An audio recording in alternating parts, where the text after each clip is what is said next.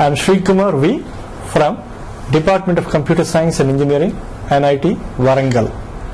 We shall discuss on overview of ETL. ETL stands for extract, transform and load. ETL is an integral part of any data warehouse application. Data warehouse applications are source of data for providing strategic information for corporate management in order to take quick and effective decisions. It is important to realize that any company's profitability depends on its ability to make sound business decisions based on complete, accurate view of customers, suppliers and transactions. However, this information is not maintained at a single place, rather scattered throughout the enterprise across multiple departments, divisions and applications. Additionally, there can be company mergers and acquisitions which bring diverse operational systems together. Hence, these organizations need a business intelligence platform that can consolidate and deliver data from multiple locations into a single and trustworthy source of information. Then the organization can do reporting, query and analysis, performance management and take effective business decisions. To be able to perform above, corporate organizations should have efficient data warehouse applications. Efficiency of data warehouse application depends on the strength of ETL process implemented in building respective data warehouse applications. Hence, we would now see the highlights of the ETL process in building an effective and efficient data warehouse application. Agenda. We will cover on what is ETL, driving needs for ETL, benefits of ETL tool usage, ETL in OLTP OLAP integration, where OLTP stands for online transaction processing, OLAP stands for online analytical processing. Next, we try to cover data warehouse, an overview on data warehouse. Next, we will see ETL overview, different lifecycle stages of ETL, ETL logical architecture, a bird's eye view, an overview on ETL tools, and then we will touch upon a small case study covering the integration and transformation aspects of ETL. What is ETL? ETL in a short form is for extract, transform, load. It is the three database functions that are combined into one tool that automates the process to pull the data out of one database or multiple databases and place it in a target database. Extract, the process of reading data from a specified source database and extracting a desired subset of data. Transform, the process of converting the extracted or acquired data from its previous form into the form it needs to be in so that it can be placed into another database. Transformation occurs by using rules or lookup tables or by combining with other data. Next, load, the process of writing the data into the target database is called load process. What are the driving needs for ETL? Now, driving need for usage of ETL is data migration and transformation from OLTP systems to OLAP systems for analytics and reporting. Benefits of ETL tool usage. Factors that drive for use of an ETL tool are simplify the process of migrating the data. When we want to migrate the data from multiple data sources to the target database, the process needs to be crisp and clear. So using a ETL tool simplifies the process of data migration from heterogeneous data sources to the target database. The next important point is standardize the method of data migration. It is very important that we have a standardized process set up for data migration. A well-defined process makes the activity half successful. So using a ETL tool for data migration will standardize the method because of the inherent features provided by the tool. Store all data transformation logic and business rules as metadata. Another important point of ETL tool usage is it facilitates the data migration team to define and store the business rules and logic that has to be applied on the source data while migration to the target database as a metadata. This helps and simplifies the data migration process. Next point, enable users, managers and architects to understand, review and modify the various interfaces. As a result of using ETL tool, most of the components data migration activities are depicted or shown in the form of graphical pictures, and this helps the end users such as the business users, the managers, the data architects to understand, review and modify the various interfaces if required. Important aspect of using ETL tool is by using an ETL tool there will be a dramatic reduction in cost and effort associated with building interfaces for data migration from source databases to target database. The reason for this is if we use custom coding in conventional languages for data migration, that would cost 2 to 5 times as much as using an ETL tool. Hence, the benefit of usage of ETL tool is cost reduction and effort associated in data migration. This slide is a very good representation of the role played by ETL as an interface between the OLTP systems and OLAP system. As I said you, the OLTP system stands for online transaction processing systems, and the data for any OLAP, that is online analytical processing applications, which are basically data warehouse applications. The data for data warehouse applications are sourced from OLTP systems. So the intermediate point or the bridge between OLTP and OLAP applications is the ETL tool. In the figure given, we are able to see that the data that is coming from the OLTP systems are e-commerce, CRM, ERP and supply chain management.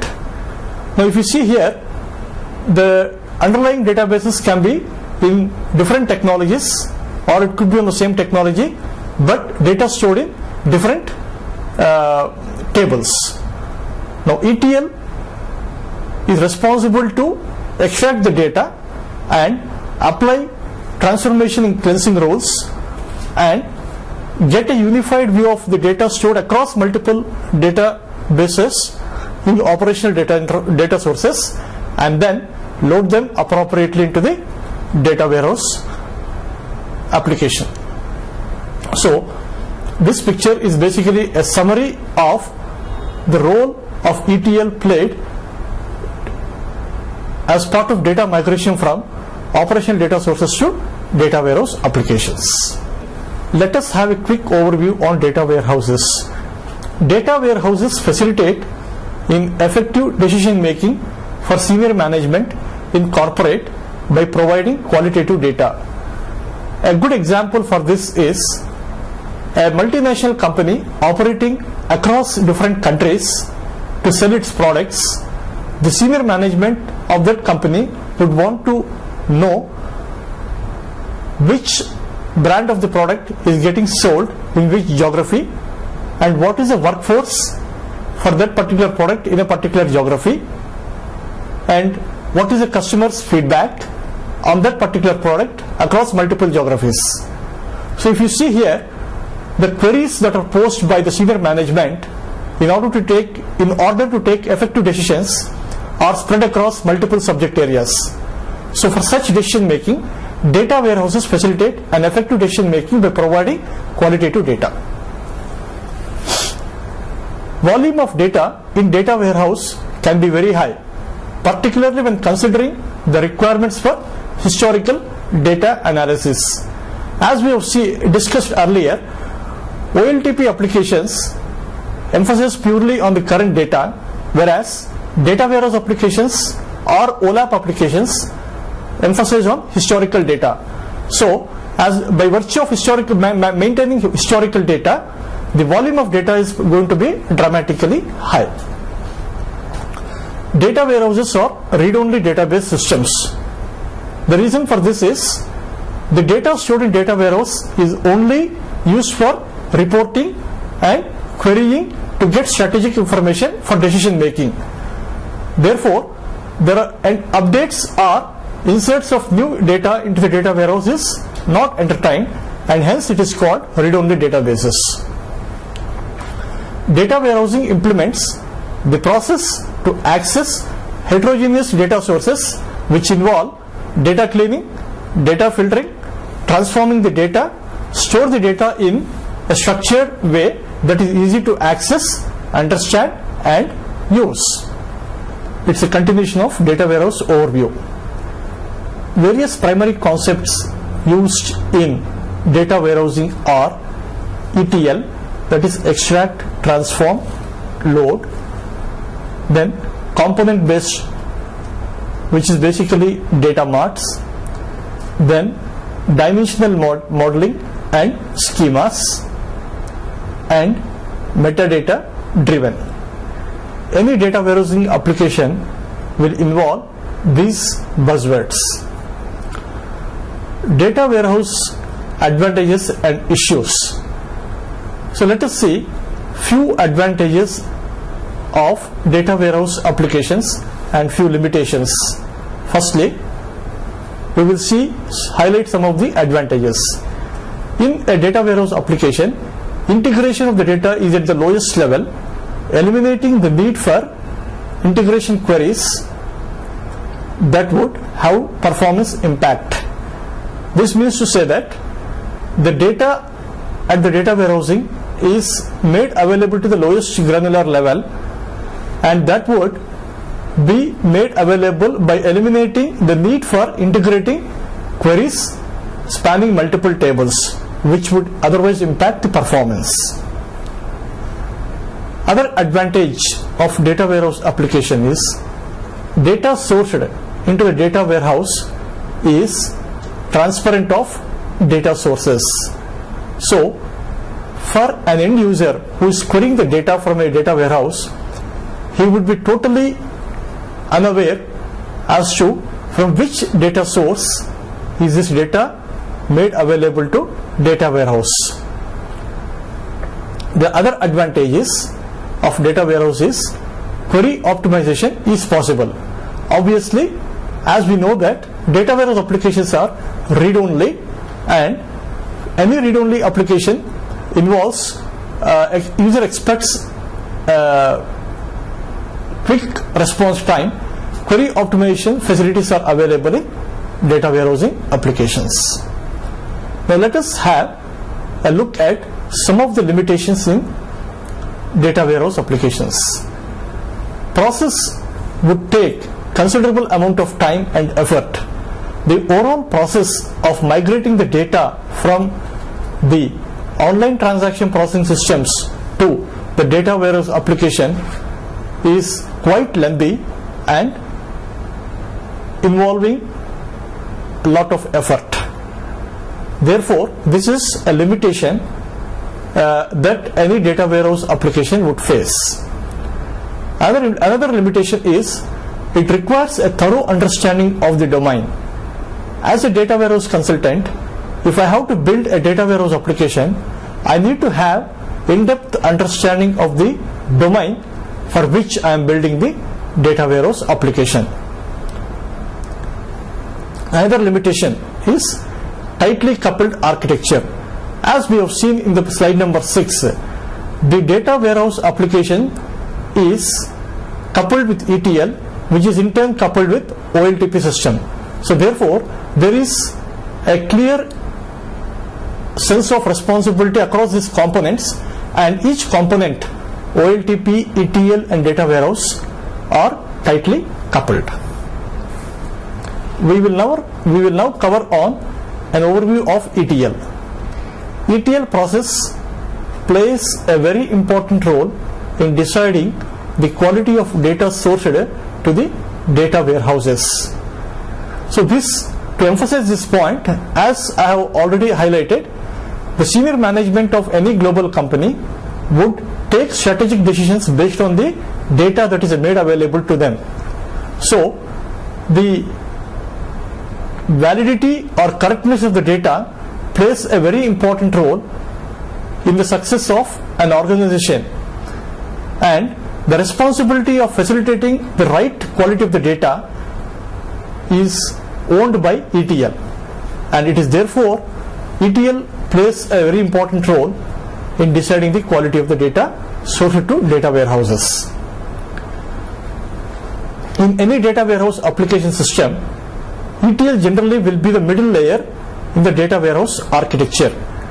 We have seen this in slide number 6 and clearly understood that ETL is an interface between OLTP and OLAP or data warehouse applications.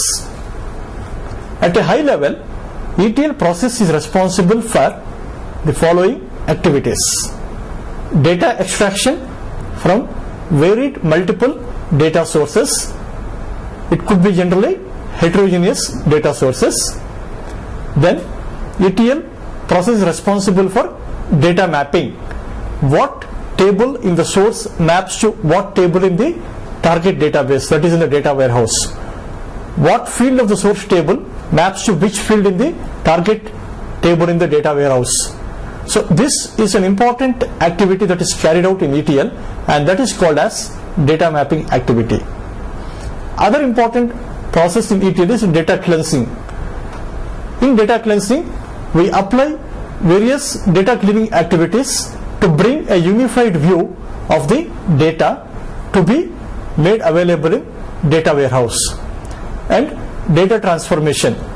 This is the last important activity in ETL process. In the data transformation process, we would apply various business rules that have to be applied on the data fetched from source databases, and made sure that the data that is successfully passing these business rules is then pushed into data warehouse. Any records that are found to be erroneous by virtue of failing to satisfy the business rules are marked as erroneous records, and the data warehouse architect, with the help of business users, has to decide what he has to do with these erroneous records. ETL allows creating efficient and consistent databases. While the term ETL is predominantly used in data warehouse context, any process that loads the data into database is in some sense ETL only. We shall now have a quick look on important activities of ETL by looking at the CMAP. CMAP is basically a concept map. A concept map will articulate the process of any important activity in the form of a flow diagram. So we will quickly have an overview of the ETL by going through the CMAP or concept map. So here an ETL is always for a subject area. We would define a data warehouse application always with respect to a line of business. It could be finance or HR, or it could be sales or healthcare, and therefore the ETL is always related to a subject area. ETL involves data integration, and data integration is based on metadata.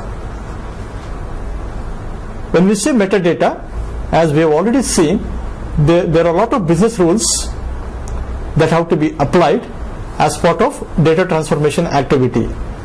Such business rules are stored as metadata. Similarly, any lookup values that have to be mapped to a unified view will also be stored in metadata. Now, data integration happens from OLTP, and OLTP consists of operational data, which is basically called CRUD: create, read, update, delete. The transactions performed by the users, and that finally results in storage of data in operation data. Now, ETL, coming back to the root, ETL for a subject area comprises of extraction, transformation, staging. When it comes to extraction, we have already seen that ETL is responsible to connect to multiple data sources from operational databases and extract the data and then process them. The processing of the extracted data happens as part of transformation. Now, in transformation, there are three activities: data profiling, data cleansing, and data conformance. Now, data profiling, lot of times we complain that the data that is available in operational databases are incorrect. The reason for storing incorrect data in operational database is generally because the data that is stored in operational databases has not satisfied some business rules which it was supposed to pass, and hence invalid data sometimes gets stored in the operational databases. So, data profiling is basically responsible to identify such erroneous data and identify what are the business rules which were not applied on this data and were responsible to be stored as a invalid data. So, identification of such invalid data and taking appropriate action is basically part of data profiling, and data profiling includes data organization, basically the data that is being stored in the operational data stores. Now, data transformation is also consisting of cleansing. Now, data cleansing uses transformation library. As I told you, this transformation library is basically comprising some set of business rules and also some set of basic syntax checking. Now, but when we apply syntactical checking on the data that is being stored as part of transformation, that would result in identifying some set of data as valid and some set of data as invalid.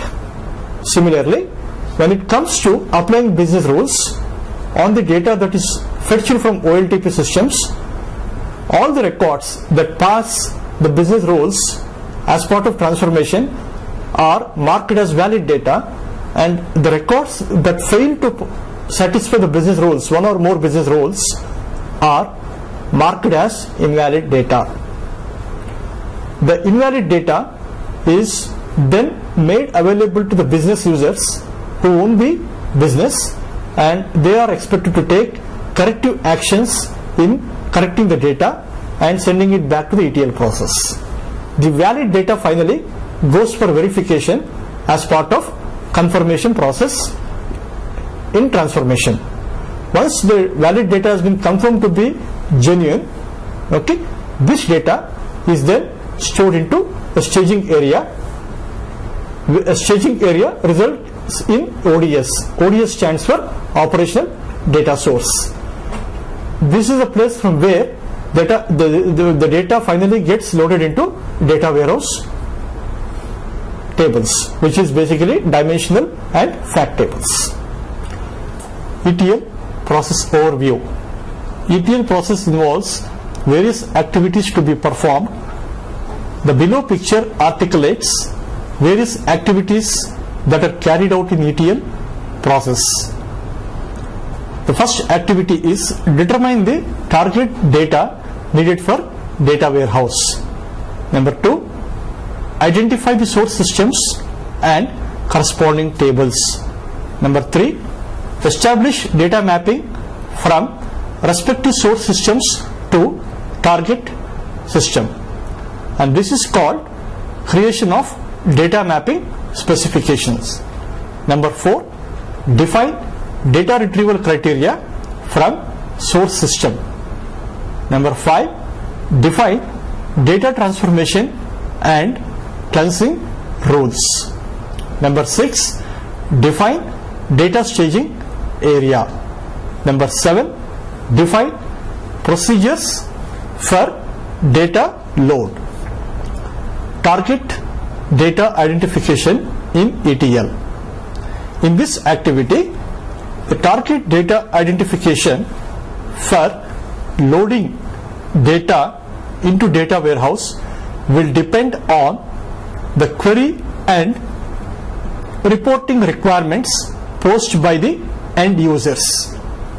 Typically, data of interest in data warehouse will be mostly quantitative data, like an example, total orders procured by product and by region, or the percentage of orders processed on time by a business unit by region, or specific details of entity such as a product or a business unit or region.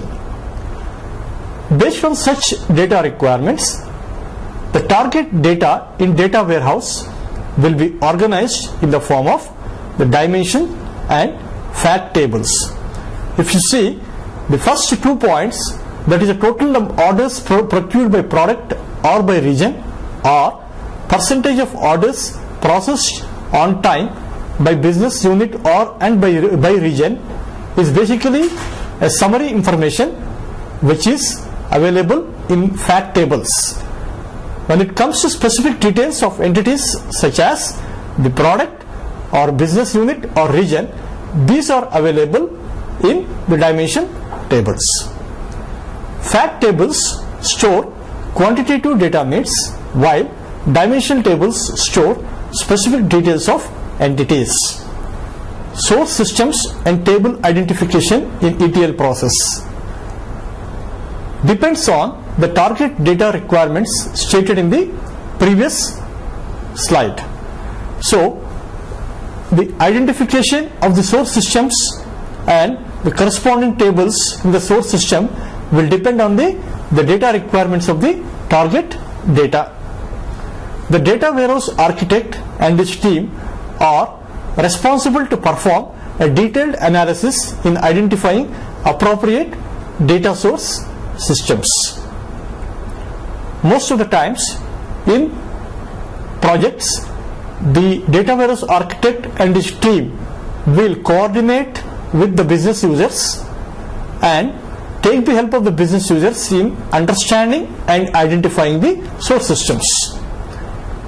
OLTP data sources for global organizations are likely to manage OLTP data for same subject area, that is country wise or business unit wise, in dissimilar databases ranging from flat files or Oracle databases to SQL Server databases to vSAM files.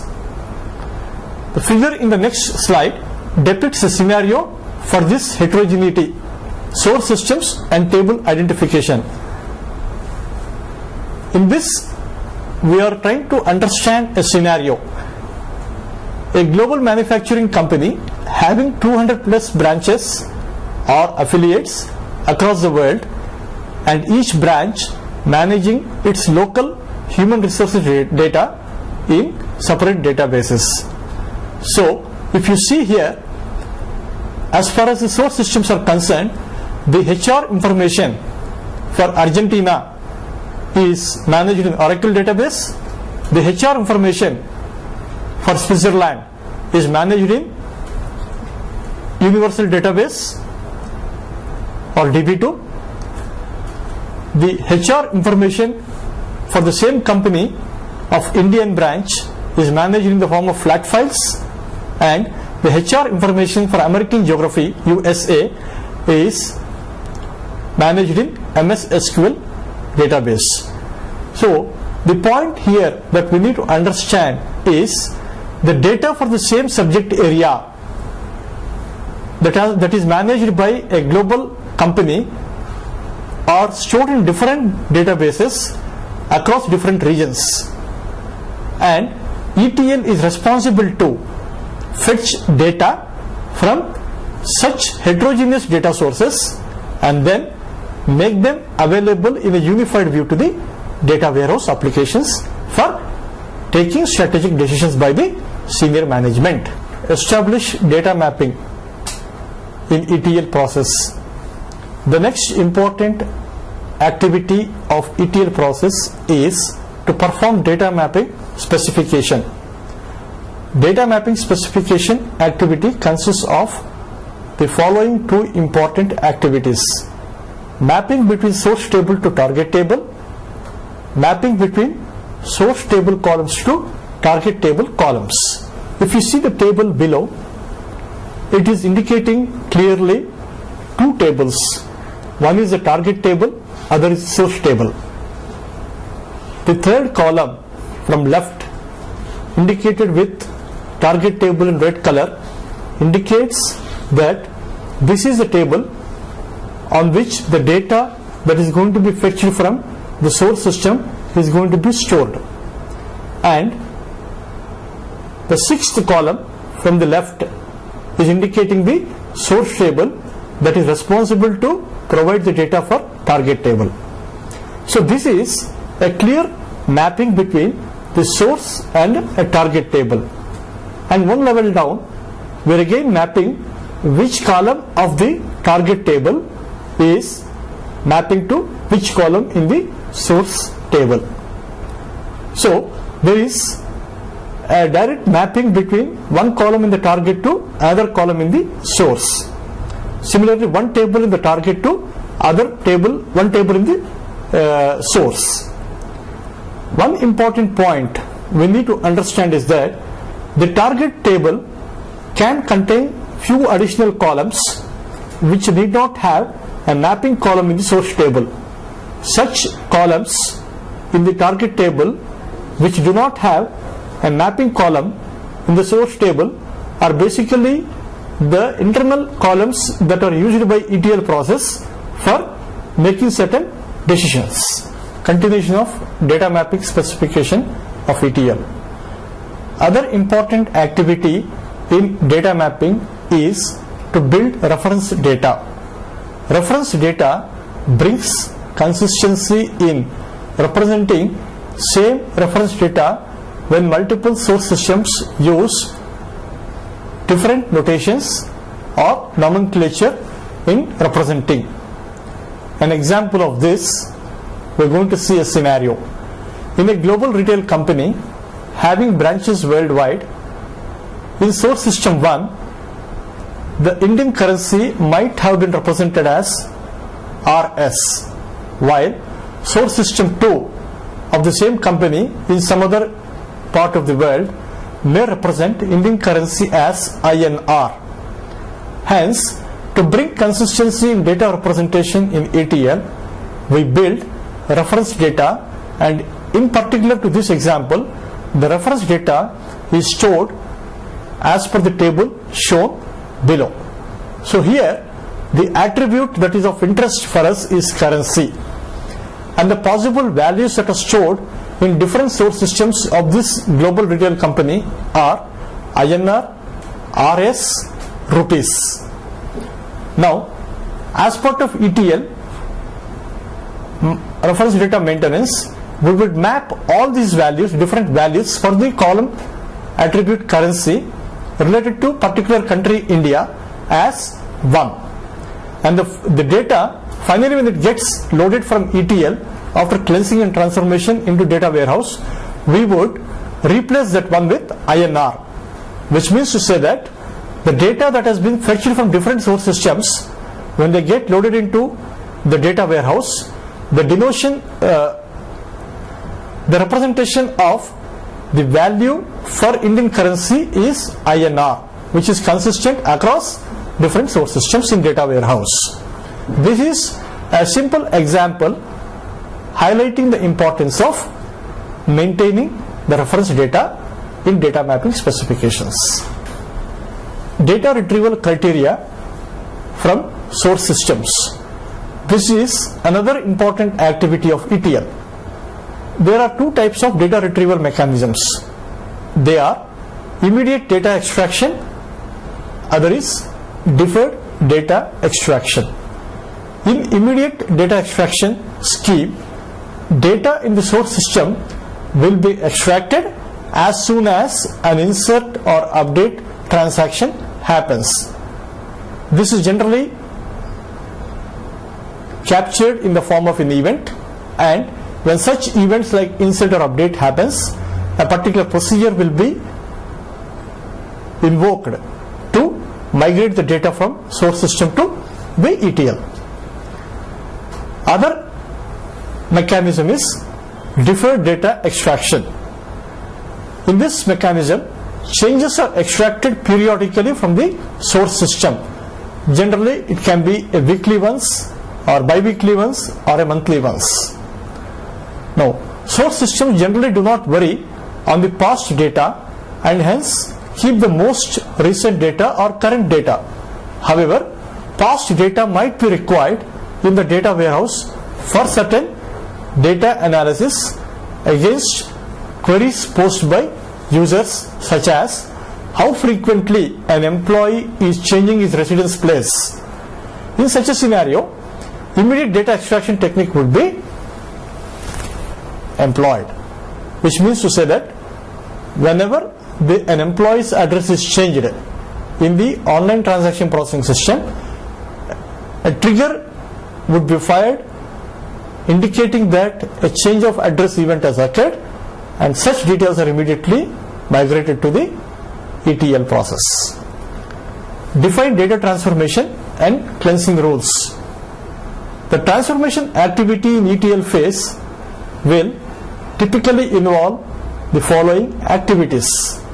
The first activity is splitting or joining. For certain data analysis requirements in data warehouse, sometimes data fetched from the source system might need to be split into two separate columns. An example for this scenario is a value of the field name extracted from source system will be split into two columns, resulting in first name and last name. Such splittings are based on the business requirements and are quite often seen in ETL process. Other important activity as part of data transformation and cleansing rules is conversion. Data relating to a certain fact fetched from multiple source systems might be stored in different formats. In order to bring unified view in data warehouse, during transformation process in ETL, such data will undergo conversion to a specific notation that brings a unified view. An example of this is the value stored in date field in various source systems. In one source system, the date can be stored in the format of DD, MM, CC, YY. In another source system, the date could be stored in DD, MON, CC, YY. In such scenarios, a conversion rule will be applied in ETL to bring the data stored, the value stored in date field in different source systems into a unified view, which could be either TD, MM, CC, YY or DD, MOL, CC, YY in the final data warehouse application. Another final important activity as part of data transformation and cleansing rules in ETL is deduplication. This is by far a very important activity, and it ensures to identify potential duplicate records from source systems and mark them with a special indicator to get the attention of the ETL administrator to take necessary action by either purging them or correcting them to make non-duplicate records. A good example for this is, suppose a global company has 2 employees working in 2 different countries, and their first name, their last name, their date of birth are matching exactly. Okay, but we know that there are 2 different employees, but from a system perspective, since the first name, the last name and date of birth are matching, it will identify them as potential duplicates. Now, such records are marked with a special indicator and they are made available to the ETL administrator or business users to confirm if they are really duplicates or not. If they are duplicates, then the business users along with the ETL administrator have to correct the data and then resubmit it back to the ETL process, so that these records will finally get uploaded into the data warehousing application. So this is a very simple example that could be cited for deduplication process. Other important activity is data staging area of ETL. It is also known as DSA in short. DSA is a transit storage for the data underway in the ETL process from OLTP data sources. Now, when the data is fetched from the different data sources in OLTP systems, this data will be stored in a special area called data staging area. All the transformations and cleansing rules in ETL are applied on the data staging area, which holds the data from different data sources. It is very important to note that no user queries are permitted to be executed on data staging area, because the data in the DSA is only for processing by the ETL tool. But sometimes we often find people querying data from DSA. Another important point is DSA is sequential operations on large data volumes, okay, performed by the central ETL logic. The set of sequential operations are performed by the ETL logic on DSA. It can be easily restarted if there is a flaw or problem in executing or triggering the ETL logic at a correct time. Then the process can be easily restarted on the data staging area. No need for locking or logging, etc. We don't have to apply any locks or audit trail on the data stored in data staging area, because the data is still under the process. And since we know that no user queries are permitted to be fired or executed on DSA, the need for locking is required. Preferred formats are RDBMS or flat files. It is advisable that the formats of the data staging area are either RDBMS or flat files, but predominantly DBMS are preferred generally because of ease of usage. The backup and recovery are often too time consuming to initial loads on all data marts because of the high volume of the data when we are first time loading the data into the data marts. Thus, backup and recovery facilities are needed on data staging area. Better to do this centrally in data staging area than taking backups on all data marts. So we try to say that instead of taking a backup of all the data marts, since the data is for all the data marts are supplied by data staging area, it is simple to take the backup of the data staging area than taking the backup of all the data marts. Logical architecture, a bird's eye view of ETL. As we have seen so far, it is a consolidation of how the components are organized in ETL process. So we know that ETL has to have a data mapping specification. We have clearly seen how the tables in source to target are mapped, how columns of the source table are mapped to the columns of the target table. Okay, so data mapping specification is a key input for ETL. Based on the data mapping, the data from the source system is fetched and loaded into data staging area. So as part of extraction, the data that is fetched from source system is stored in the data staging area, and all the validations such as business rules, reference data, application of reference data are done on the data stored in data staging area, and finally the data staging area is now ready for loading into the data warehouse. All the erroneous records and valid records are actually logged in the audit trail, which will clearly tell what are the different records which have failed business rules and what are the records that have passed the business rules. This is basically an important tool for the ETL administrator to take stock of situation as to how many records have been successful and how many records have been failed. Finally, all the records that have been successfully passed the transformation rules are published for the data warehouse, and periodically the archives will be taken on the data staging area. So this is a bird's eye view of the logical architecture of ETL. ETL process can be implemented using programming languages or sophisticated graphical interface tools using developers' time and effort. There are a wide range of tools available in the market, and some of them are available in the form of open source, and some of them are marketed by vendors for which the company has to buy license and implement the ETL.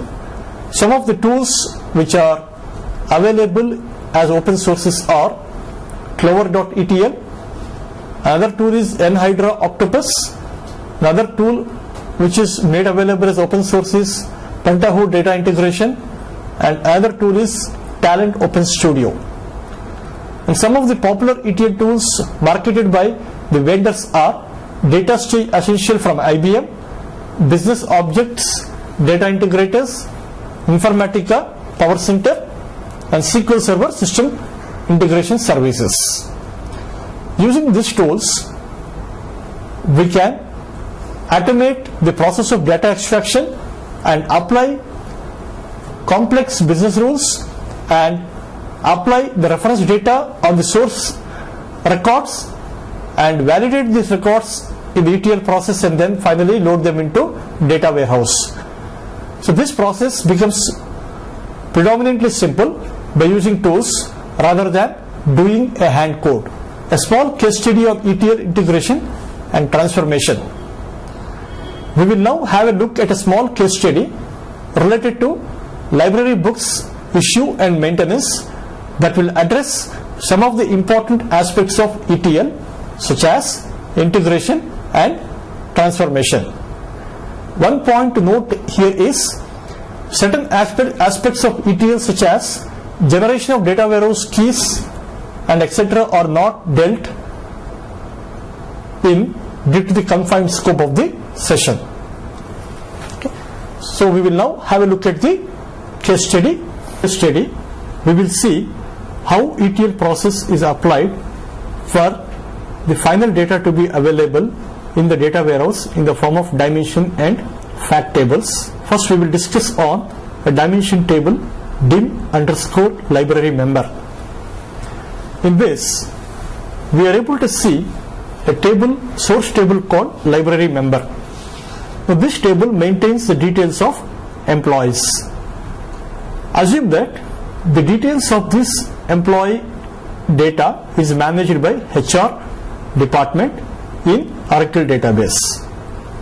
Now the column stored in employee ID, employee table or library member table is employee ID, employee name, IBU, that is a business unit in which the employee works, and the base location. The base location is the name of the city branch in which the employee works. Now, the dimension table for this source table library member is called as dim underscore member. Now, when the data from the library member source table has to be stored into the dimension table dim underscore member, what are the different transformations that have to be applied is what we are seeing in the second table, and the heading of the table is shown as dimension table columns and transformations to be applied. Now here if you see, we are able to see the target table name as dim underscore member in the column 2. Now the column of dim underscore member are employee ID, first name, last name, IBU, base location. Now the source column for dim underscore member dot emp ID is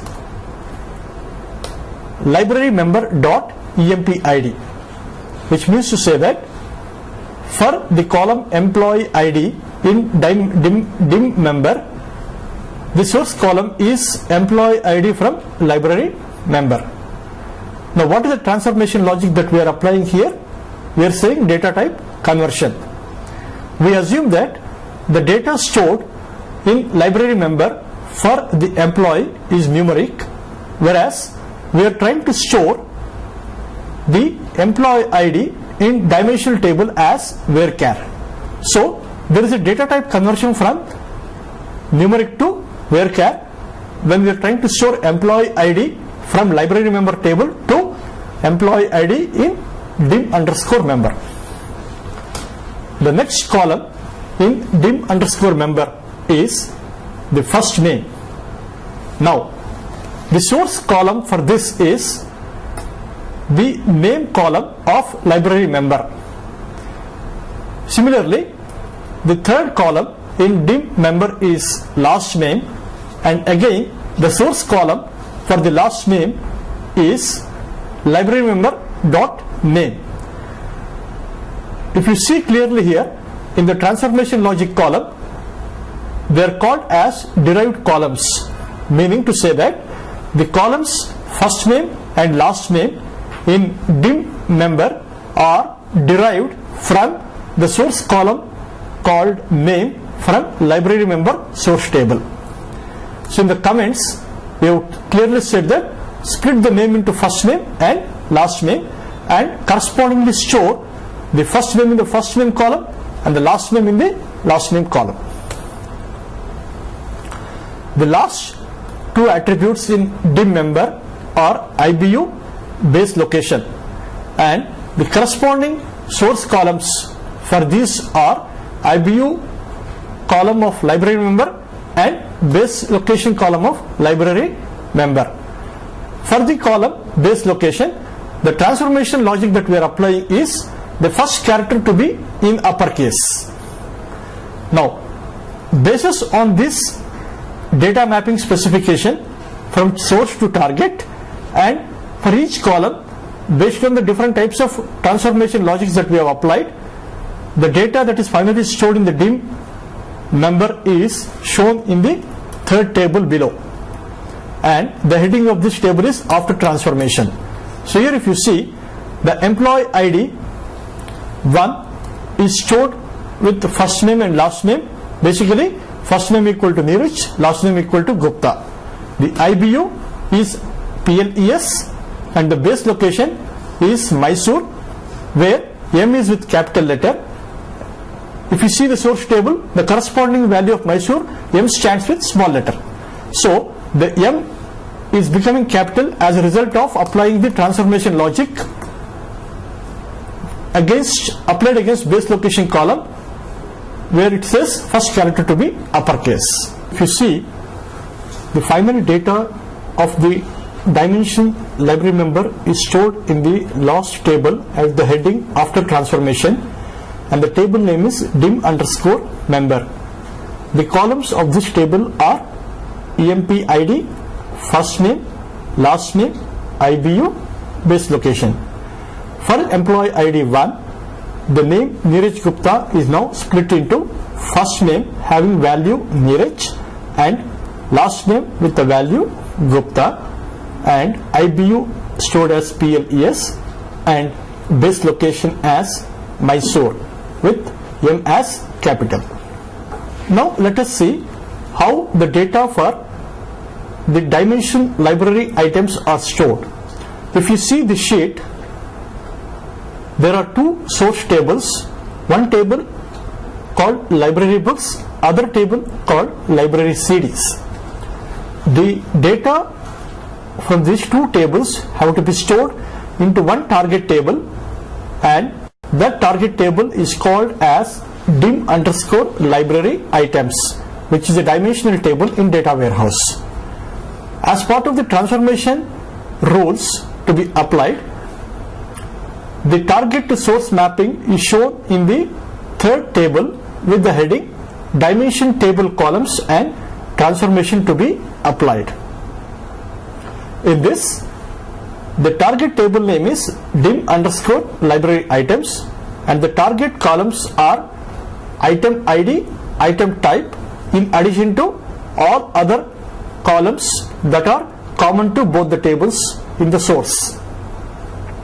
For the column item ID in dim underscore library items, the source table is library books and library CD, and the source column name is item ID from both the source tables. In the transformation logic, for the column item ID, we are saying it as derived column because we state that if a book record is stored from library books in dim underscore library items, then the item ID will be starting with B, and similarly if a CD record is stored from library CD table in dim underscore library items, then the item ID is going to be starting with CD. Therefore, we are deriving the values of the item ID based on the source of the record from which table it has been fetched from. Next column in dim underscore library items is item type. The source tables for this is library books and library CDs. The source column is not applicable because this is again a derived column, and we are only marking an indicator against each record when it's stored in the dim underscore library items to indicate if the record is belonging to a book record or a CD record. If you see the comments, if the record is fetched from library books, then the item type will be having the value book. If the record is fetched from library CD into dim underscore library items, then the item type will be CD. With these transformations in place and data mapping from the target to source, the final table in the data warehouse will be stored with the name dim underscore library items, and that is shown in the last table with the heading after transformation, and the table name is dim underscore library items. This table has the columns item ID, item type, ISN number, title, author, technology, number of copies. As part of data loading, extraction and loading, the ETL, by looking at the transformation logic for the column item ID, it understands that if a record is fetched from library book source table, then the item ID should be starting with the B. So for the first record of library books, the item ID is shown as B1, and the item type, which is a derived column, is having the value book, which is indicating that this record is fetched from library books, and all other values for the remaining columns such as ISN, NO, title, author, technology and number of copies, or as it is copied from library books table. Similarly, if you look at the fourth record in the table dim underscore library items, the value in the column item ID is prefixed with CD, which is indicating that this record is been fetched from the source table called library CD, and CD is suffixed with the item ID 10, and accordingly the item type value for this fourth record is stored as CD, which indicates that this record is fetched from the source table library CD, and the remaining values for other columns are copied as is from the source table library CD.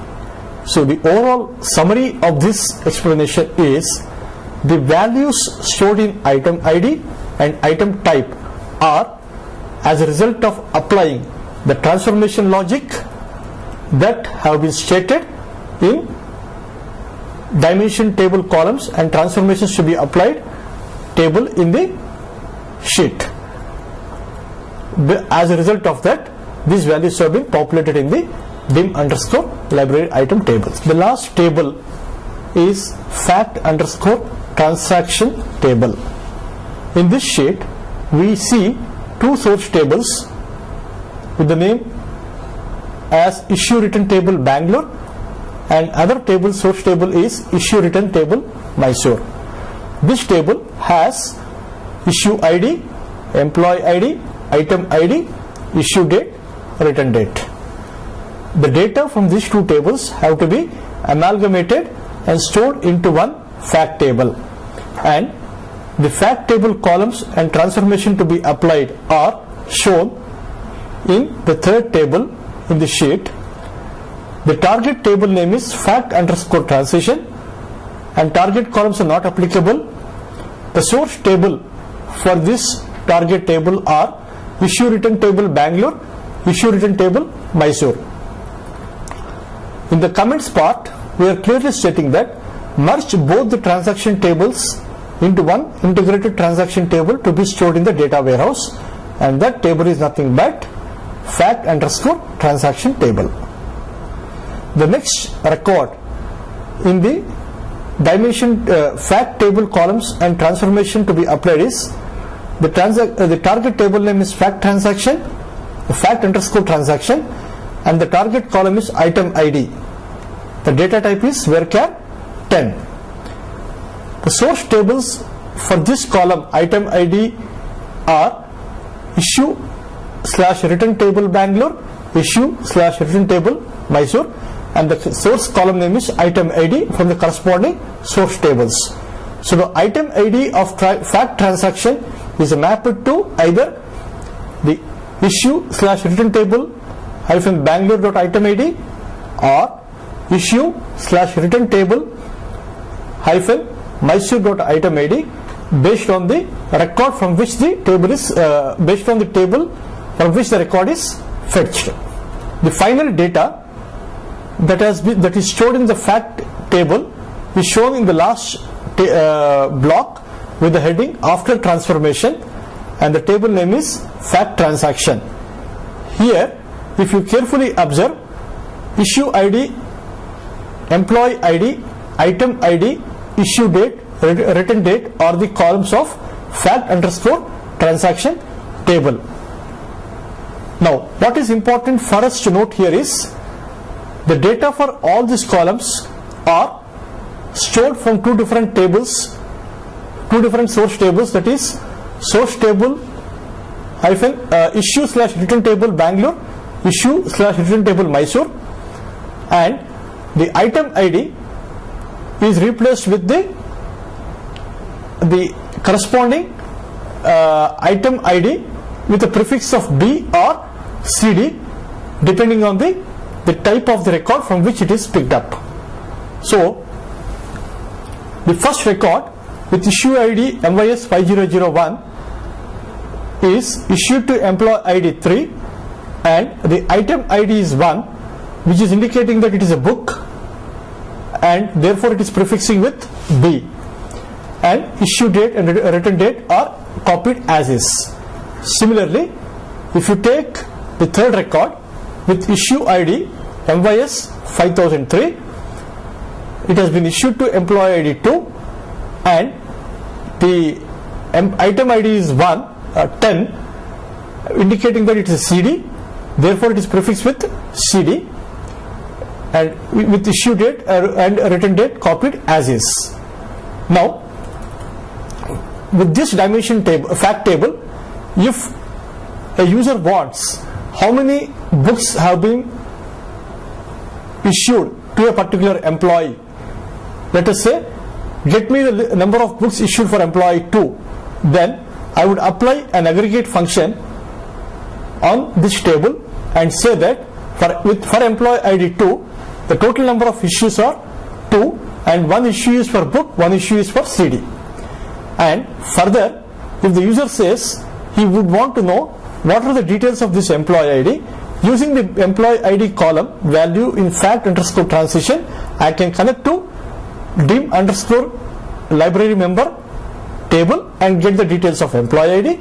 And similarly, if user wants to know details of the book or CD procured by this particular employee ID, I can connect to dim underscore library items, and with the help of item ID, I can get the details of book or CD.